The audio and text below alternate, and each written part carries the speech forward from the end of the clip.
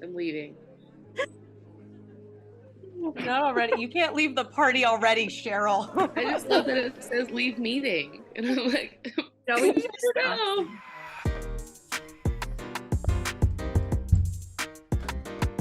Hey! Welcome to the party.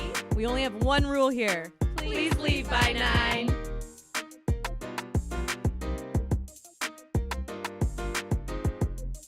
Should I go?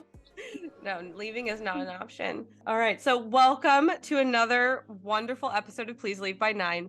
This has probably been my most research episode in our 20-something episode catalog. I have spent a week researching this topic, and today we have one of our long-awaited guests that we have tried to get many times before because she's amazing, and it's our friend Claire. Hi, Claire. Hello. Thank you guys for having me. Yeah. I love being here. I'm excited to leave by 9 o'clock. Yeah, exactly. Seriously. And today's topic, Claire has so many good interests and knowledgeable about so many things. But the one thing she would like to discuss with us, and she's the only person I can discuss with this, is romantic comedies. When we say romantic comedy, don't be scared, because I know there's going to be a few of you who don't want to listen anymore because they're like, I don't really care to go into that right now. But I think through this journey, and what Claire, your insight will help us, is romantic comedies is not just for women and not just for gay men sometimes too. In fact, they're getting a lot more romantic comedies, and we'll talk about that because there's a few good ones. But it's a genre for everyone, because there's literally a comedy, a movie for everyone. Absolutely. And they never stop. Keep making them. They never run out of opportunities. Yeah, I read somewhere that the very first one came out in 1930 or something like that. That's literally, or not even the first one. That's the first movie. But the ancient Greeks Shakespeare was doing romantic comedies back then, and people just have been loving them ever since. And I know there's a lot of tropes and stuff, and I want to get this out of the way. There's a lot of tropes in romantic comedies, and I think one of the favorites is the makeover one. And if you notice, I'm wearing my hat and my glasses. And Cheryl thinks she cracked the code, and I think she did. She's like, why is she doing this? So I don't need these glasses right now. In fact, they hurt my eyes really bad. And it's because I'm blonde now, and I just wanted to show you guys. Wow. But I was like, I really did want to wear the captain's hat. But that's one of the tropes in romantic comedies, was the makeover. So I was like, I'm going to totally dress. Super popular. Take off those glasses. Oh my God. Gorgeous woman underneath. I know, glasses make everyone just there's a blonde bombshell under that hat.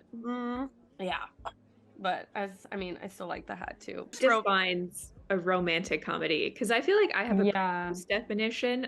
If there's a romance and if I laugh at least once, it's a rom-com. I think that is the definition. It's if you laugh and if it's about romance, in some form. But I was being very specific about my criteria. I was like, no, it has to be funny all the way through. Premise has to be funny, and it has to be about solely about a romance. It can't just be free guy. See, when I was doing my research, I was like, does this count? And I was like, I think it counts. There was somebody who had a love interest. You do opposite researches.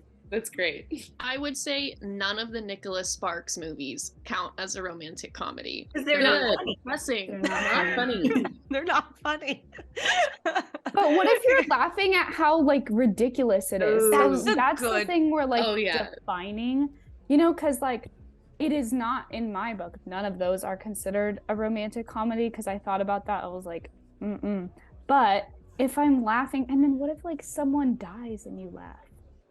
That's not a good thing, but that's a problem for your therapist, Anna. I think that's more of a personal issue. I know. I didn't say that I was doing that. But I might have been, but I wasn't. Might have been me, but I didn't say that. Asking for a friend. No, but that's such a good question. That's such a good question, because I tried to look it up too. I was like, what counts? And everyone has their own definition, and I think it's just subjective, but some of them will bill themselves as we are a romantic comedy. Yeah. And like we kind of touched on this before, but I feel like a lot of holiday movies are rom-coms, but I don't really put them in a rom-com category because I feel like they're their own category. Yeah. Exactly. Like I was going through and I was like, okay, so I'm not putting, like a lot of people were putting like Dirty Dancing on these lists. And I was like, no, that's a coming of age story. That's not a rom-com. Like it doesn't belong on this list. No, it doesn't. Yeah.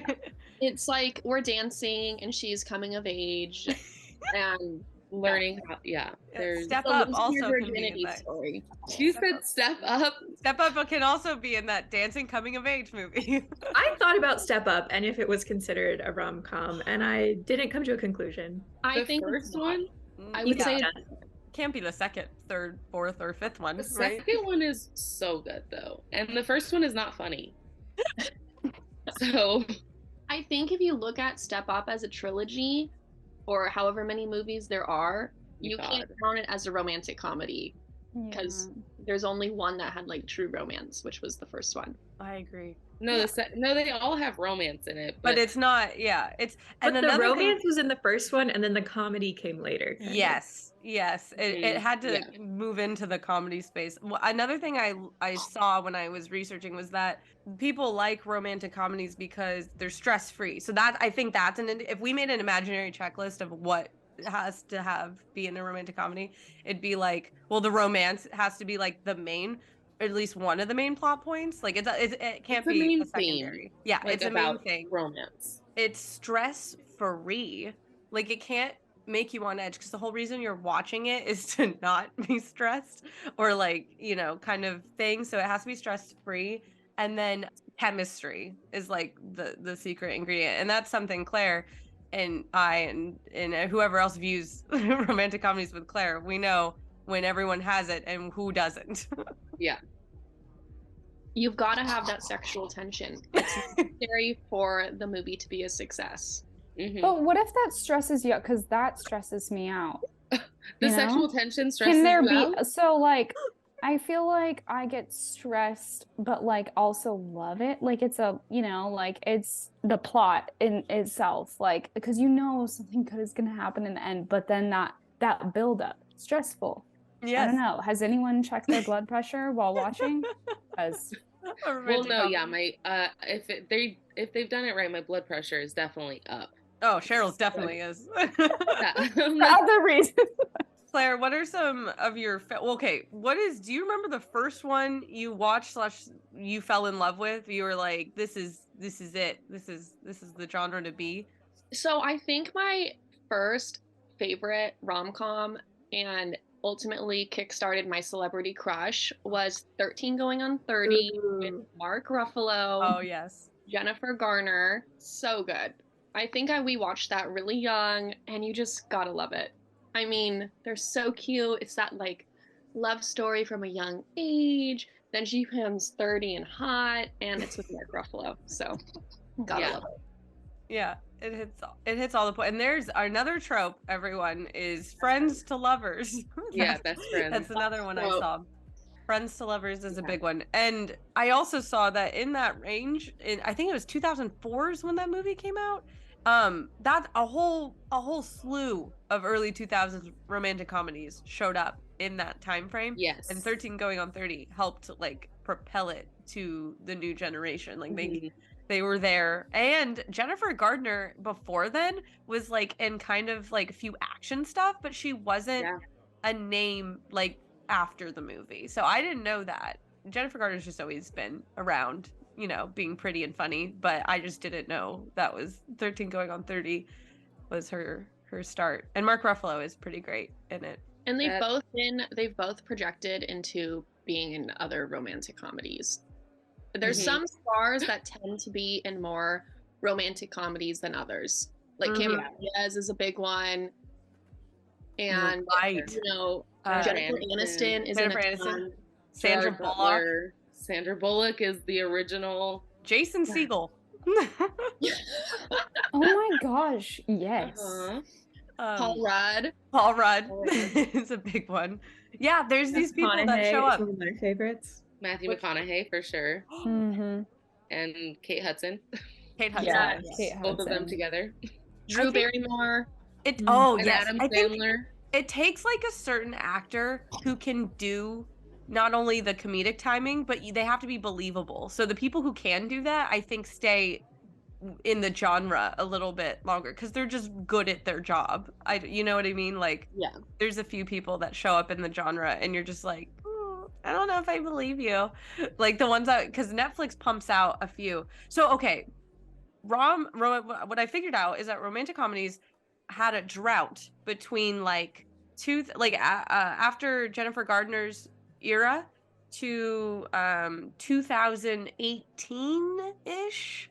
There was like big budget, big studios were not making 13 Going on 30s and movies like that. Or it's like they rather invest in ones that didn't have the ability to flop, because I guess like a few of them would flop really hard. They would lose all their money. So they're like, let's just make 5 Transformers movies. Yeah. Everyone will be happy. I was going to say, that's the era of franchises. That's when like, all the franchises were doing their thing. Exactly. Harry Potter and their time. I have what movie I think pulled it out for me. Please. Out of the slump. Set It Up on Netflix. That is one of them. You hit it. You hit the nail on the head. Such a good rom-com. Yeah. So Set It Up. Okay. So thank you, Sarah, for that beautiful segue, because in 2018, 3 romantic comedies showed up on Netflix of all places. One of them being Set It Up, To All the Boys I Loved Before, and the third. Is it Kissing Booth? No, nowhere in my research mentioned Kissing Booths, actually. Like, only once, and it was like what the genre shouldn't be, but no one else mentioned it was there. It was another movie.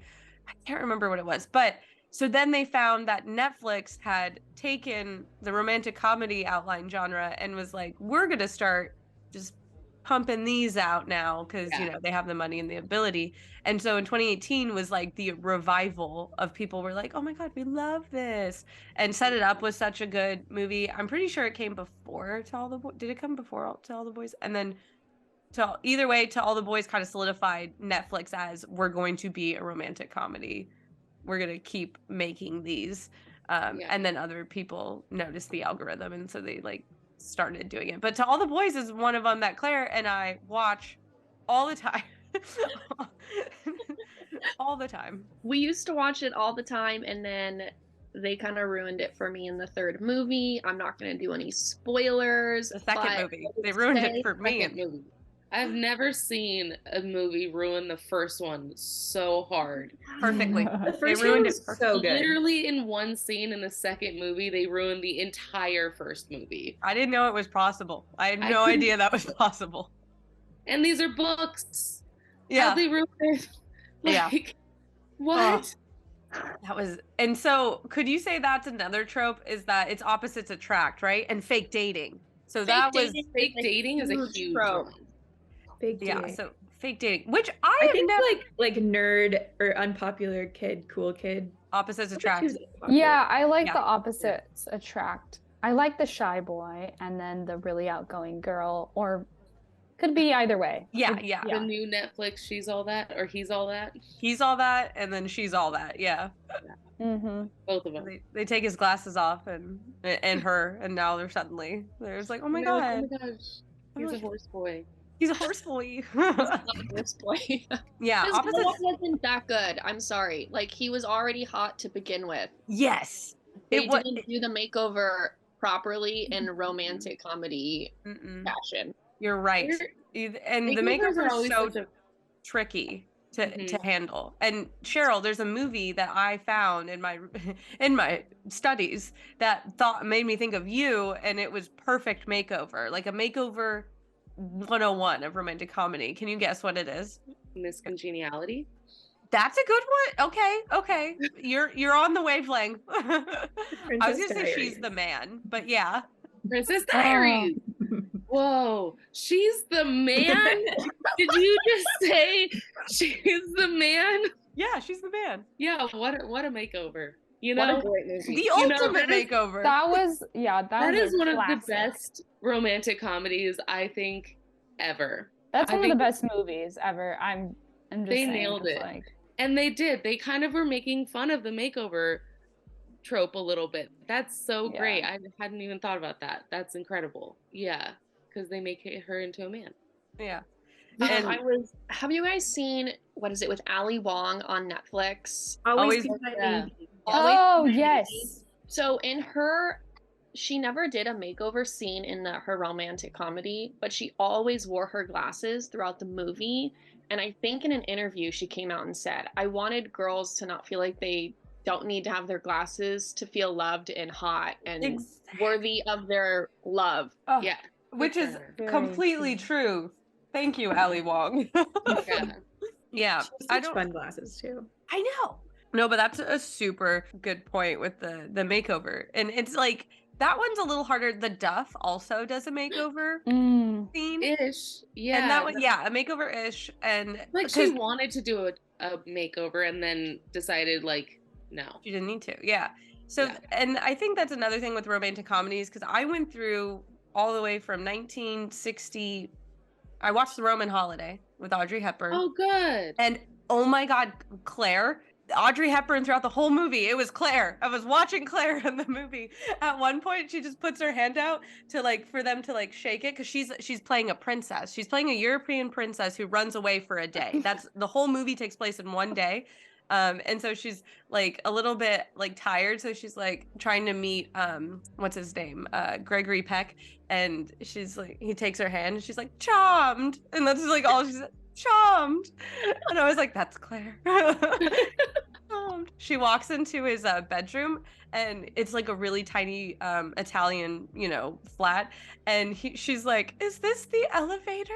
It's like, so there was comedy in the 1960s, you know what I mean? Like that, they were hitting all the notes. And so that's the funny thing about the romantic comedy. It's like comedy can come in all forms. Like they were just doing little jabs with her character in like situations, and then you have like I just Knocked Up, which is literally just like men comedy the entire time. Yeah. What goes better with the beach than a nice frozen beverage? I love a pina colada or a frosé, but getting that nice frozen beverage on the beach isn't that easy. That's where BlendJet 2 comes in.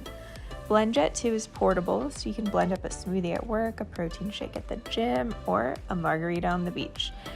It's small enough to fit in your cup holder, but powerful enough to blast through tough ingredients like ice and frozen fruit with ease. BlendJet 2 is whisper quiet, so you can make your frozen smoothie without waking up the whole house. It lasts for 15 plus blends and recharges quickly via USB-C. Best of all, BlendJet 2 cleans itself. Just blend water and a drop of soap and you're good to go. It has over 30 plus colors and patterns to choose from. It even has a Lisa Frank pattern, which I love. So, what are you waiting for? Go to blendjet.com and grab yours today. And be sure to use the promo code PLB9 to get 12% off your order and free 2-day shipping. No other portable blender on the market comes close to the quality, power, and innovation of the BlendJet 2. They guarantee you'll love it or your money back. Blend anytime, anywhere with the BlendJet 2 portable blender. Go to blendjet.com and use the code PLB9 to get 12% off your order and free 2-day shipping. Shop today and get the best deal ever. So the comedy can range throughout. It just depends on what you find funny. Well, there's action romantic comedy like Killers with Ashton Kutcher and Katherine Heigl. Mr. and Mrs. Smith. Or Heigl. Mr. and Mrs. Smith. We count that as a romantic comedy? It could be a romantic ridiculous. Action They're comedy. set up to kill each other. That's like a whole humor. Entire premise is hilarious. Humor. Look it up. The plot line involves like the two characters like eventually getting together in a funny way, I would say. Oh. Romantic comedy. Oh, that's an interesting. Yeah. Yeah, I was having a hard time with like Crazy Rich Asians was like one of the ones that was like a resurgence for romantic comedy. Yeah. Like, big budget. Like, oh my God, finally big budget romantic comedy. And I was like, great. And then we get there and they're like already together. And I was like, okay. Okay. So you touched on a good point. You like to see the people fall in love. You don't like when we're in their story already. You like the meet cute is what I'm hearing. Yeah, the meet cute is so important. And I think Claire likes that part too. Like when they're like that romantic or the sexual tension always comes from like when they can't have sex. Yeah. If they're dating, they're probably having sex. They're already having sex. The tension's over. Too late. The movie is done. We don't want to watch it anymore. Yeah. Once they're together, the movie's over because the tension is gone, and that's what you're watching. I mean, Crazy Rich Asians is a really cute, adorable, amazing romantic movie, but it's not I liked that movie, but then I think I rewatched it with Tatiana and Claire, and we realized how shitty it was for him to lie to her. He was very shitty. Yeah, lied to her about his entire background. Yeah, it was really. And that leads me to a trope that I don't like, kind of. Well, like glorified catfishing and or kidnapping. Oh my god. Yes. I know it's a holiday one, but like Bauder, Sierra Burgess is a loser. Sierra Burgess is a loser. One called Holiday in Handcuffs. They just don't like them. Is that what you just said? I really didn't. I have 17 tropes here. Audience member, I have 17 tropes, and I did not write down kidnapping. Thank you, Sarah. Totally forgot about kidnapping as a trope because you literally named every movie with a kidnapping in it. That's or so... glorified catfishing. Most of it's catfishing. Yes. Did I write catfishing? I think I might have written cat. I know because Sierra Burgess, a loser, came up and they were like catfishing, and I guess a lot of movies in the early 90s, there's a few in there that had catfishing involved, like Uma Thurman's about the love of cats and dogs, or there's one like that is a catfishing story, but that was back before it was like, no. Ooh, I just remembered a good one that I think does it well. John Tucker Must Die. I was just looking that movie up because I couldn't remember the name of the guy. And it was like revenge, murder. Yeah. No, I seriously, that was on. I was like, what's his name? Anna, is that your Anna? What is your rom-com? What is your go-to? So I do like the ones where they meet, like cute meet, but I do like some wedding ones for like the humor more. Like, of course. Okay, like. Come on, like there are some classics with just like Bride Wars, like Bridesmaids, like Father of the Bride. Just, like they're all like Wedding Crashers. Yes, like they're funny, but there is less like I don't know, like you go into that just being like I don't know if it's for the romance as much, and so the direction is more like comedy. So that's where it's like situations. If I want like a really good like feel good and like a little bit of more stress, but then like I know something good is gonna happen, and then there's the other like cute meet route. So I like both of them. My ideal like rom-com is like Pitch Perfect, but it's because I don't know, like there's never been a love like Anna Kendrick and Skylar Astin that but it's like I don't know what it is. It's because I love them both. Yeah, it's quirky and it's really cute. Quirky love, that's but it's I just love it. It's oh my gosh, and the movie was just like the first one was just so good that I was like, it's because I love the movie so much. That's how She's the Man was like for me. I was just like, I love this movie, so like this is the kind of romantic comedy that I like. But Pitch Perfect is that's the opposites attract also, right? Yeah, it is. I'm sensing a theme, Anna. I love it. And they're singing. Music is another romantic comedy like trope. There is singing. I will name them off real quick, and you can name a movie if you hear it match. So I think my favorite trope is I don't have a name for it, but it's like quirky storytelling. Like Anna touched on it, like the quirky the characters that are like there, but they're not all the way there. There's something like think about it. If one of them was trying to court you in real life, you'd probably be like, this is really weird. But when you watch it on screen, you're like, this is cute. I don't know what to call that, but one of my favorites though is Enemies to Friends. Love that. To friends or enemies to lovers? Enemies to friends, friends to lovers is like the thing. So enemies become your friend, and then the friends become the lovers. And then there's just enemies straight to lovers. There's a difference apparently, but I don't know the movies that can tell you. You're right, Cheryl. Then you have longtime friends that then become lovers. Opposites attract. Love triangle. which Twilight, I don't know. That's funny. The first one, at least. Fake dating, meet cute, forbidden romance, fantasy vacation setting, which is literally why I watch Crazy Rich Asians so much, is so I can pretend I'm going to Singapore. Oh, 100%. Yeah. And there's a lot of great movies out there that I think one of the characters, this is also one of my theories, is for a good romantic comedy that you like, you either want to be the person who's in the scenario, you want to be them, you want to be with them, or you want to live where they live. And those are the three things I think that makes sense. That make you like a film. And sometimes the landscape is a character. Like, it's super clear. And Singapore is a character in Crazy Rich Asians. Here's a fun one.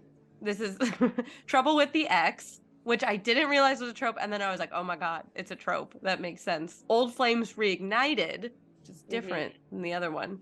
The Player Falls in Love, which could be John Tucker Must Die as well. Yeah. Memory loss. Apparently that's very common. 50 First Dates. Yeah. Overboard. The Sandra Bullock movie. Yes. Oh, yes. while you were sleeping. While you were sleeping. While you were sleeping. Except she forced him to have memory loss. She gave it to him. And there was also a love triangle in that. So there's also a love triangle. Multiple storylines, like in Valentine's Day, Love Actually. He's just not that into you. Just not. Yep, exactly. Mother's Day. What? New Year's Eve. They're usually around like a holiday. Are you just saying holidays at this point? No, Mother's these are all Day? holiday Oh movies. wait, Mother's Day, is that with Kate Hudson and like Probably. Jason Sudeikis is in it. I forgot that was a movie. Mother's I like Day. that movie. I need to watch it now. I've never seen it. And then so holiday time, and here's a fun one. Third act, a love declaration, a really big one. So 10 Things I Hate About You is one of those. Yeah. Which I realize is one of my favorites because I rewatched 10 Things I Hate it. About You is one of the like greatest of all time. Yeah, I think everyone is impartial to it. Men, women. I think it's Heath Ledger. I really think it's just Heath Ledger. Ledger really helps. Yeah, for sure. There's a trope on there that I don't know if it's a trope or not. Let's hear it. Time travel. Thank you. You're right. Time travel is a trope because I was just telling Sarah I watched About Time, which I don't think can be a romantic comedy. That might be an unpopular opinion, but it made me sad, and I don't think romantic comedies are supposed to make you sad. You can have a moment, because they'll like usually there's like a breakup or like but it wasn't about the couple. Oh yeah. I wasn't sad about them. He has a beautiful and landscape, fantasy vacation landscape setting, beautiful. Cornwall, never. I've heard of it, I'm going to Cornwall. Everyone, it's happening. But no, that story is time travel for sure, Claire. That's right. And then I have one of the tropes I hate. It's kind of time travel, but time loops. I hate living the same day over again. Like Palm Springs, I hated that movie. It kept showing up on like best of lists, and then like a map of tiny perfect things. I hate Groundhog Day, the actual movie. And it's lazy figure it too. out already. I lazy think timeline. It's true that is so hard to perfect and especially make original. Like there's always so many times. Groundhog Day did it first, right? And we're like, yay, Groundhog Day, great movie. Andy McDowell was flawless, and all that stuff. And then everyone after was like, we can do that. And then you're like, can you? But Claire, I think you showed me the one of The Night We Met, or the one with Adam Devine. When we first met. Yeah, when we first met. And I actually thought that one was kind of cute, but that one was time travel, less loopy. Time travel, yeah. But I did watch Palm Springs, and I will say I really enjoyed it because the comedy, mostly for the comedy because Andy Samberg's just so good, but they had like just chaos. There's certain scenes where like every beat was a different, like they were just delivering it. And then at the end, like, the main character just like throws up, and that's how you feel really, because it's like they're all hitting you from every angle, and then you're like, I want to throw up, I want to be done. And it was like reflected on screen, and I was like, that's fun. And okay, here's another thing. Do you like when romantic comedies have people in them, or actors you can recognize? I don't care. If the chemistry's there, I don't care. What does that mean? Wait, what's the difference between people you know and people you recognize? So, well, people you don't know. People you don't, and then people you recognize. I missed that part. I was like, those are the same things. No, I don't know any celebrities. Yeah, Sarah's fine. You can watch. I did meet Topher Grace one time, and I told him that this, like, the whole week leading up to meeting him, I, for some reason, and now I can't remember it, but I was thinking about Win a Date with Tad Hamilton, which is on the list nonstop. It just kept coming up, and I was just like, oh my god. And then I served him, and I was just like, okay, I'm so sorry, but I have to tell you that you've, like, been haunting me this entire week. Like, I've just been thinking about Win a Date with Tad Hamilton, and then his wife was like, that's his best movie. Oh my god. He was foretelling his arrival. Yeah, so that was really funny. And he was like, yeah, I think that's the only reason why she married me. Oh my gosh, that's he watched that movie at, like, the right age and thought he was hot. Oh yeah. He's hot. I'll say it. I don't care. You also enlightened us that Vince Vaughn used to be attractive at one point in time, and you were right. You're not wrong. Vince Vaughn. Yeah. One time, yeah. I just never thought of it. Long time. He had a moment or two. He had a few. Like with like Jennifer Aniston. Was it like the breakup or something? Oh, he did that. Yeah, he did that. That was a good one. He's funny too, and he's a good actor, and he's funny. So that, like, really Wedding makes Crashers. It. Yeah, that's true. There's back to the actors that show up in all the rom-coms. He's definitely one of them who keeps showing up. I found out that a lot of the ones I watch. So you might have noticed my tiny little teacup because I watched another genre. It's not a trope, but it's a genre, or like a, what do you call it? A setting? I don't know. Because we have teens. So in romantic comedies, we have teen comedies, teen romance. Yeah. Because that's different. It's a little, it's all over the place. And then you have like dramedies, so like romance, so like About Time would go in that category because it made you laugh, made you cry, and then you're like, I don't know what's going on.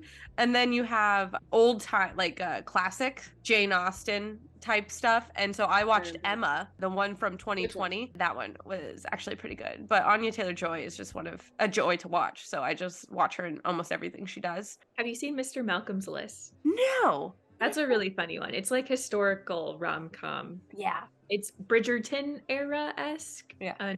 Yeah, he just like has a list of the perfect woman. It's really funny though. Where do you watch that? I think I watched it on Showtime. Oh, but it's like a newer movie. Yeah, I think it just kind of came out, right? Like this year? No, maybe like 21 or 22. I need to watch it. My mom only wants to watch the Regency era one. And so that's why we watched Emma. And the whole time we were watching Emma, bonus point, what popular romantic comedy in like the top 3, when people are ranking, you already know the answer, Cheryl, don't put that hand down. In the top 3 romantic comedies of all time, this is a teen comedy. Emma, the story written by Jane Austen, right, Cheryl? It's Jane Austen. Went on to inspire this movie, and it is like a top 3. It launched a career of one woman and a bunch of memes and pop culture icon. But when you watch Emma, you're like, this is 100% the movie from the 90s that I love dearly. It's one of my favorites. It has Alicia Silverstone in it. Clueless. Yeah. So Clueless was based on Emma, the story by Jane Austen, about a matchmaker who makes everyone's match except her own. Except she doesn't want to make her own. Yep. And so it was cool to see the original story, and then because they remade it because Gwyneth Paltrow used to be it, and then now it's Anya, and then then Clueless happened. So it's like, oh, that's fun. So another fun thing I've noticed in romantic comedies is their jobs throughout the whole thing, because they have really interesting stuff. Yeah, Cheryl, do you? No, they just are the silliest things ever for no reason. And it's so, I just wish it must be so easy to like set up like their jobs, because you're just like, here, put some like paperwork here and like do a thing here. I've noticed they have a bunch of really interesting, it's almost, I think of it as like Barbie. Like yes. Barbie had a bunch of interesting jobs at one point, and she could be anything from a flight attendant to a bank executive to like a book agent, like something very. A favorite is like the book, like literary. Yes. Realms. That's like a favorite is like an author or an agent or an editor or like the proposal. They're like editors. The Hating Game, which both of those are haters to lovers. Yes. And fake dating for the proposal. And fake dating. And fantasy vacation landmark. They made Alaska look cool. That's true. That's true. But yeah, a lot of it has to do, for some reason, with like books. There's always like a book nerd or like a book something. Like they work in books for some reason. No, you're right. There's a lot of them who work in books. I was thinking about the movie not No Strings Attached, the other one. I feel like editors or like magazines are really big. Oh, yes. And Mila Kunis and Justin Timberlake, she's like a headhunter. And then that's like a whole nother niche is the like friends with benefits to lovers. I feel like that movie, Just Friends and No Strings Attached, came out at like literally the exactly same time. Yeah. Same year. Yeah. Oh, Sarah's just pulling out all the tropes I didn't have on my list. I also have a niche trope. It's for me and Cheryl. One of my favorite tropes is treasure hunting. Like gold, romancing the stone, into the blue. I put in National Treasure, but I love National Treasure. That's not something that I would have even thought of. So. Yes, I'm so happy. But I think Fool's Gold is one of my favorite rom-coms ever because I love Matthew McConaughey and treasure hunting. Oh my God, Fool's Gold fantasy, like landscape for sure is such a good one. And they were like it's like Trouble with the Ex and like Lovers to Haters to Lovers, like they hated so many things. That one's so good. It's just, and they figure out like a mystery too, like they have to like figure out this whole mystery part. That's true. Which I think also is why National Treasure is so fun, because they also have to like figure out a mystery together, and that's like exciting and a good way to build sexual tension. I mean, let's be real. Nicolas Cage has been a rom-com staple since Moonstruck. So oh my God, Moonstruck kept showing up on every list that I saw, and I was like, fuck. Yes. If you have not, Claire, have you seen Moonstruck? No, I have not seen Moonstruck. Time to watch it. I'm coming over right now. Yeah, we're coming up right now. We're gonna watch it. Maybe that'll be the movie we watch while we're getting ready for the Bachelor. Yeah. So it's funny because it's definitely like a romantic comedy. It's one of those movies where it's a slice of life at a particular, like they cut it at a certain spot about this woman who's Cher. So just, Cher. And it's like Italian My Big Fat Greek Wedding almost, but they're all Italians. Oh, both of those are like makeover movies too. Yeah, there's a makeover a little bit. Forbidden Love is the big thing, but Nicolas Cage is super young in that movie, and he's just so melodramatic. It just makes you so happy. I'm excited. People love that. He like lost his hand. My hand. And it's like, I lost my hand. Johnny has his hand. Johnny has his bride. Cheryl, you've given that monologue before. I laugh. I've met people who are like, yeah, I gave that. Like I did the hand monologue, and I was like, you did the what? They were like, yeah, from Moonstruck. And I was like, I had no idea. First of all, I had no idea that anyone else had even seen that movie until Tatiana. So I was like, don't worry, Sarah, I'm coming over. We're watching it. Yeah, don't worry, we're watching it. It's so good. So yeah, Sarah, tell us the more. Tell us more. We haven't touched on gay love stories yet. I think there's thank you. Gay ones. That's thank what you. Love Simon, Fire Island, 10-Year Plan, 3 Months, Alex Strangelove. Bros. I haven't seen that one. I watch Bros. It's I've never rooted for a gay couple more than in Bros. I was like, yeah, you get it, man. You do it. Like, because Billy Eichner literally plays Billy Eichner in the movie. They don't call him Billy, but he's Billy Eichner. But the other guy is like this macho, beautiful man. And we looked, he's a Hallmark movie actor. Yeah, he is. That's where I recognized him from. Yeah. My mom was like, he looks familiar. And so it's just the thought, this is the best part, just the thought of all these suburban, maybe religious moms, like seeing this, like clips of this movie, or maybe even watching it and being like, that's the man who was in all these Christmas films for so many years, and now he's a gay guy. Like, just see, like I could hear all their minds being blown at once in a beautiful orchestra symphony. Oh my but gosh. that was a cute movie too, and it involved a song. Did we talk about songs yet? Like Ella Enchanted, how they ended with a song. Like it's just like a random song in the end. Well, Bros has that. It has everything.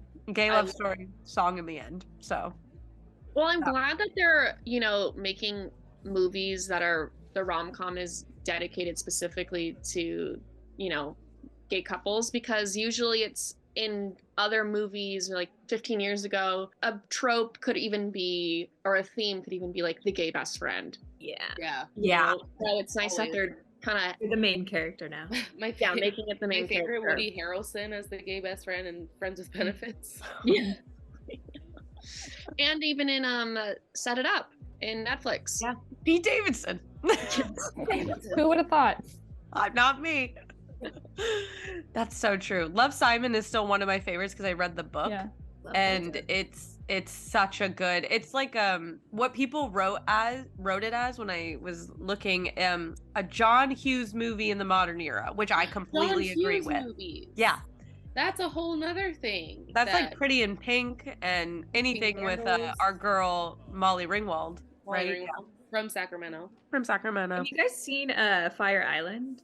That was the one I missed. I literally picked last summer, and it's so good. For some reason, I thought that was like a TV show or something, like a reality TV show, and I was like, well, that's fun, but I didn't want to watch it because I think there was a reality TV show about Fire Island, but this is a movie with like Joel Kim Booster and Bowen Yang. Oh, I love it. I saw that on the list, really and funny. I was like, wait, I think I missed when this was like turned into a movie, or like when that happened, because now I need to watch it. Yeah, it was on my list, but I watched Palm Springs instead if I didn't have enough time, and I miss Fire Island, so I need to watch it. Fire Island, I think I read somewhere that it was like loosely based on like, is it Pride and Prejudice or?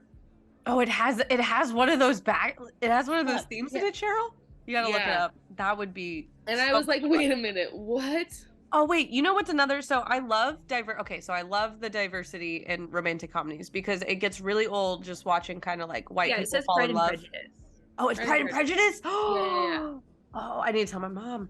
I know, yeah, which is one of my absolute favorites, and I made Claire and Anna watch that one. That was the first and probably only fight Cheryl and I have gone in. Yeah. What was it about? Claire was like, "You're trying to kill me." It was so slow. I'm like, the tension is so slow. I need the sexual tension is not there. I'm like, I'm like the fields. I'm like, can we just get to the good stuff? Cheryl's like, stop. They don't. Yeah, Cheryl's like, take it all in, like, you know, all the details. It's beautiful. Oh, I love it. Where's the action? The sister ran off. She ran off with a soldier. That's so crazy. Oh my gosh. And he had to go find him and pay for their wedding. That's true. I read the book. I remember. Yeah, and then I watched I tried to go as like kind of broad because I just wanted more than just like, you know, our normal lists of rom-coms. So I watched Love and Basketball. I love Love and Basketball. So I knew Sarah would know. I knew Sarah has already seen it. Such a good movie. Yeah, of course. Okay, good. Claire, well, talk about chemistry. Yes.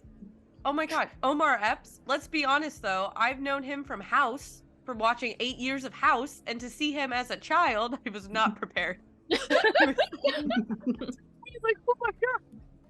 I think he became young. He was young at one point. It was wild. And he was very attractive. And not that he's not attractive, but in House, you'll understand if you watched it for 8 years. He's definitely a hard ass.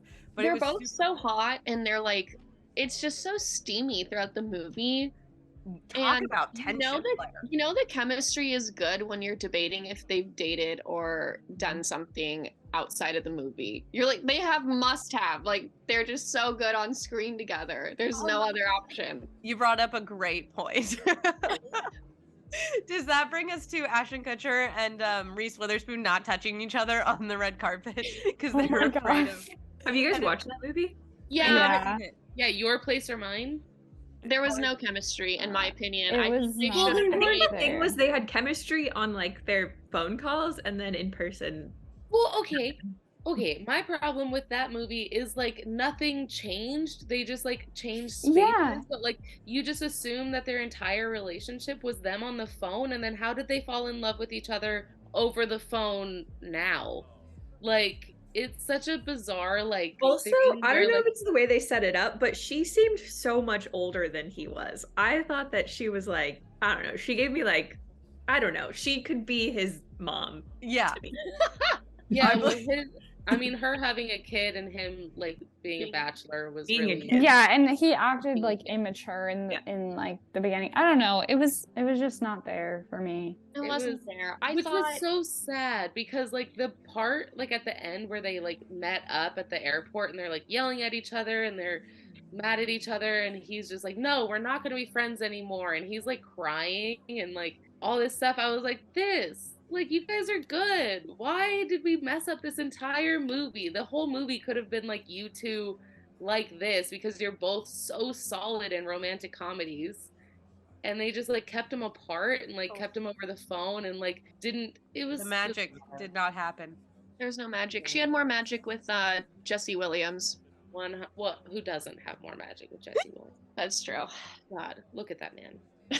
Anyways, moving on. Moving on. Oh my god, another one is did you know that Coming to America is a romantic comedy? Yeah. Oh yeah. I haven't seen that, but that showed up on a lot of lists. I did not know that. It's one of my favorite films, like comedy wise, but I didn't know it was a romantic comedy. That's surprising. See, that's another thing in the scheme of stuff. You'd be surprised how many stuff is like romantic, like a romantic comedy, not just a comedy. It surprised me. I don't know. That's why I think like my criteria was a little bit harsher because I was like looking at all these movies and I was like, that's not funny. That's not romance. That's not this. Like, I was like going through. And so I wasn't like taking it at face value when I was like doing my research and looking at like all the like lists of like top 50 best romantic comedies because I was it's very impartial. Like, no, that's not even funny. Like I was like, no. Yeah. Oh yeah, because they'll throw out some really weird ones. My dad kept trying to get Crocodile Dundee put on the list. I love Crocodile Dundee. No way. That's not. I know. I kept telling him that. I was like, "This is Sarah's favorite movie, Dad," and he's like, "Sarah like Crocodile Dundee?" And I was like, "Yeah, she had a dad who actually loved her and showed it to her," and he was like, "Yeah, that's fair." Because I'd never seen it until like days ago, and then that famous quote. So now you go, that's like where he's all looks at his knife and he's like, "That's not a knife. This is a knife." And it's like, what is happening? And then he like scares the muggers away in New York. I was like, where's this movie been this whole time? It's amazing. And he gets the girl in the end, and there's a third act, love declaration, and I need to watch this romantic comedy. Crocodile Dundee is a romantic comedy, everyone. I just convinced myself. Claire, what are some of your favorites that we haven't touched on yet? Yeah. I mean, we touched on My Big Fat Greek Wedding a little bit, which is iconic. I used to rewatch their makeout scenes when I was younger. It started my sexual fantasy love. Of course. Beautiful montage of them in the car. I think that's one of the ones where like I feel like a lot of rom-coms don't get a sequel, but that one also the sequel is just as good. Yes. So good. It was so good. I love anything with Drew Barrymore, so Going the Distance with Justin Long is one of my favorites. Also, He's Just Not That Into You is also really good about both of them, but now they're with different couples, which is awesome as well. So good. Ooh, wait, what's a movie that you think is overrated in the rom-com world? Thank you. I was hoping this would show up eventually. Okay. I don't know if I have an answer yet. I need to talk about this super quick. Thank you. Is anyone thinking about does anyone think that Sleepless in Seattle belongs in this category? Because if anyone does, I would like to say you're wrong. Okay, wait. You mean the category of overrated? Yes. Okay, I'm ready. No. In the romantic comedy. Comedy. It's not a romantic comedy. It's not, right? Oh, okay, I was about ready to battle you because I thought you liked it. I don't like it. No, I hate it. I don't like it either. So much. It's so bad. Doesn't make sense. It does not make sense. It's also stalkery, kind of like not catfishing, but it's kind of stalkery vibe. I'll start off. This kind of goes along with what you were saying, Cheryl, only because it also stars both the main characters. But You Got Mail never got me. I still need to watch it. I watched it and I was just like, I don't know. It's catfishing. Maybe it's because us newer generation are like, catfishing's weird. No, it's terrible. Well, I was gonna say, and this is, people are probably gonna hate me for it, but When Harry Met Sally is not one of my favorites, and I think it was at the top of almost every list. Oh, it is at the top of every list, but I've never seen it. You have a good reason. I've seen it, but it's not a movie where I'm like, I don't need to rewatch it. I'm gonna watch it again. Yeah. I don't care that much about them. Like, it's not. I don't care how many people say it. I just can't get around on Meg Ryan and Billy Crystal. Like, I think, to me, they might have the chemistry talking wise, but I can't. Yeah, their sexual chemistry, I mean, their banter is good, but once the sexual chemistry comes in, it's weak for me. Yeah. Oh, you know what? Another one is My Best Friend's Wedding. Don't like I hate that one. I think she literally just ruined it. What's her name? She just ruined a marriage. Julia Roberts literally shows up at the wedding of her ex-boyfriend, or like her most recent one, or something. Her best friend. Childhood friend. Just kidding. Duh. Yeah. Best friend's wedding. Whose wedding is it? Yeah, her best friend as a child, and thinks she can just like woo him. And I was like, and Cameron Diaz is the woman, right? Yes. She's a nice lady. Oh, and she's so sweet in the movie. She's like a sweet little Bambi that's just living her best life, and Julia Roberts is coming in like with the train ready to yeah. For no reason. Speaking of Julia Roberts, the movie I am not into is Notting Hill. I think it's terrible. Ooh. That's a good, that one is not my favorite either. And why? So bad. She's just so annoying in that one. Like, her character, like, you cannot get behind her. Like, she's just this, like. And we don't hate Julia Roberts, everyone. We really don't. No, we love Julia Roberts. Look, America's Sweethearts is on, like, at the very top of my list. Like, maybe not my favorite, but America's Sweethearts is definitely up there. So Julia Roberts has a place in my heart. Of course. But Notting Hill is not it. It's just boring. I'm sorry. Also, I mean, that's with Hugh Grant too, right? Yes. And I love Hugh Grant. He's amazing in so many things. Like, he's a rom-com staple. 4 Weddings and a Funeral, 2 Weeks Notice. He's incredible. But oh my God, music and lyrics. I totally forgot about it. Drew Barrymore. So good. But Notting Hill is not it. No. You know what movie I just tried to watch and couldn't make it through because it was so bad? Ooh, what one? Shotgun Wedding. Oh, Jennifer Lopez. I actually don't think I like her in rom-com. But Marry Me with Owen Wilson, I was into it. I think I was into it so much because I watched it with Claire, and the music. I liked her music. If she wasn't singing throughout half the movie, I would probably have just like tuned out. And I like Owen Wilson, but I realized that think about this. Jennifer Lopez, every movie that's a romantic comedy she's done has not hit where she wants it to hit. Like, it has not landed where she wants to land. But the woman single-handedly was making the rom-com system work. Like, she was like making movies happen consistently. I am convinced that if she didn't put in the work throughout those years of that drought, we might not be where we are. We might not have gotten to All the Boys, the Set It Up, or whatever. That woman has just kept making ridiculous movies one after another to keep it alive. Like, she kept the flame alive so that everyone could show up. I'm okay. She did, like, have you guys seen Shotgun Wedding? No. She was in Made in Manhattan, Wedding Planner. Wedding Planner is another movie I cannot handle. Oh I do not like it. Backup Plan. That was Monster-in-Law was terrible. Shall We Dance? That's with Richard Gere. That's an old one. Which one? Shall We Dance? Oh my God. She's not the main person. She's like a dance instructor. Damn. Yeah, I remember that. But you're right, Tot. She's keeping it alive. She is. I don't know if she's, on top of it, but she's. I don't know. Like, what movies has she kept? Because I feel like she was in old ones, and then like last year she was in them. Yeah, Tatiana's right. She did like second act, and then she did. She has put out almost. Let's see. I saw this timeline. In that time, she was doing. Wait, let me just go to her IMDb, because I noticed, like, the woman single-handedly, I can name like 5 movies. You named 5 movies she starred in, but like they're not great, but she's still doing it, and I commend her for. But I feel like there was a really big gap. There probably was. along with the like the backup plan to second act, that's 8 years. Oh, but she also produced a bunch of them too, because she like had kids. She had kids and she went singing again, and so she like left. But she produced a bunch of them also, and then she did a TV show. So she was gone doing the TV show as well. But I just think, you know, even though her movies aren't good, I still commend Jennifer Lopez for being an entrepreneur. And she's Hispanic, so thank you for coming. It is definitely over 9:00, so you gotta go. Sorry, honey, you gotta go. But when we kick you out, it's the start of a whole new rom-com maybe for you. Yeah, because that's anything can happen.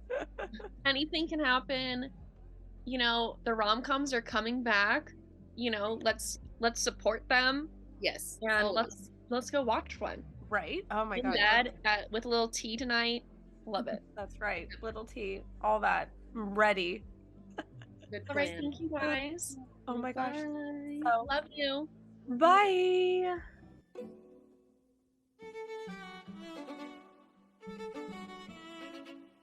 A Gaviota Media House production.